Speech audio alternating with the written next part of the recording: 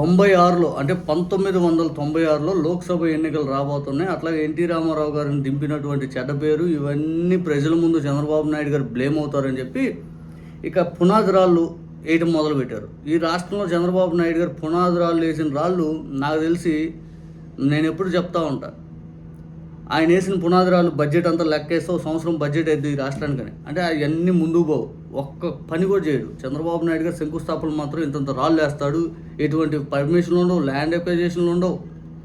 ఆ జనాలను తోలుకొని వచ్చి నేను అది చేస్తాను ఇది చేస్తానని చెప్పి ఒక రాయి వేస్తాడు, ఇంకా అసలు మర్చిపోతాడు ఇంక పూర్తిగా. ఆ రోజు ఆ భోజనాలు ఖర్చు లేకపోతే ఆ టెంట్లు ఖర్చు వీటి ఖర్చు మాత్రం గవర్నమెంట్ చేత డబ్బులు ఇప్పిస్తాడు. ఇదే జరిగేది.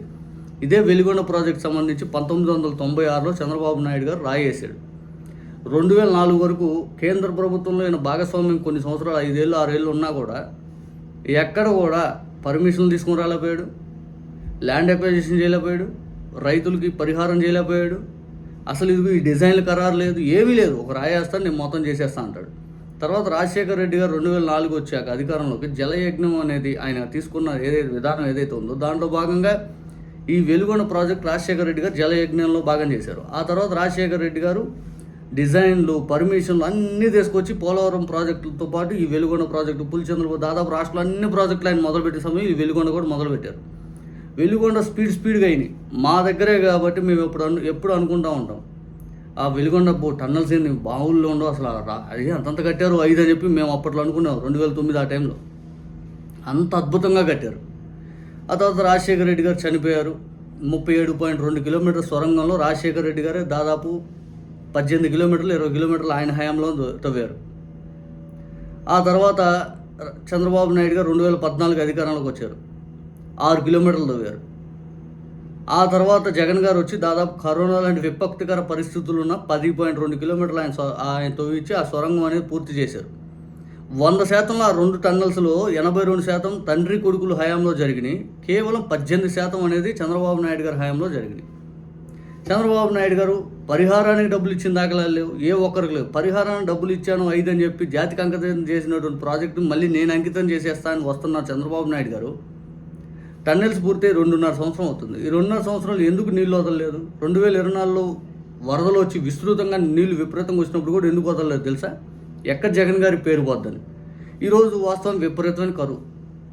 ఇక్కడ చంద్రబాబు నాయుడు గారు నిర్వాసితులకు పూర్తి స్థాయిలో పరిహారం కూడా అందించాల. ఇప్పుడు ఎందుకు తెలుసా? చంద్రబాబు నాయుడు గారు వచ్చి హడావుడి చేసేస్తుంది. ఇక జగన్ గారు అప్పుడు ప్రారంభించారు, నీళ్ళు ఇవ్వట్లేదు అని చెప్పి చంద్రబాబు నాయుడు గారి మీద జనాలు ఆగ్రహం ఉంటారని చెప్పి ఆయన ఒకసారికి వచ్చి ఈ వెలుగొండను అటు ఇటు 2 సార్లు ఆల్రెడీ వచ్చాడు, మళ్ళీ ఇప్పుడు 3సారి ఇంక జాతికి అంకితం చేస్తారంట.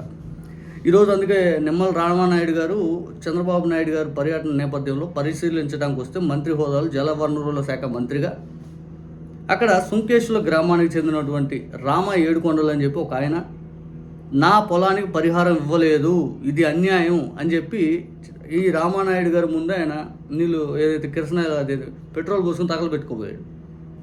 అంటే ఈ ప్రభుత్వం పూర్తి స్థాయిలో నిర్వాసితులకి పరిహారం కూడా అందల, ఇంకా పూర్తి స్థాయి పరిహారం ఇవ్వాల. ఈ పూర్తి స్థాయి పరిహారం ఇచ్చాకే ప్రారంభించండి అని చెప్పి వాళ్ళు అడుగుతూ ఉన్నారు.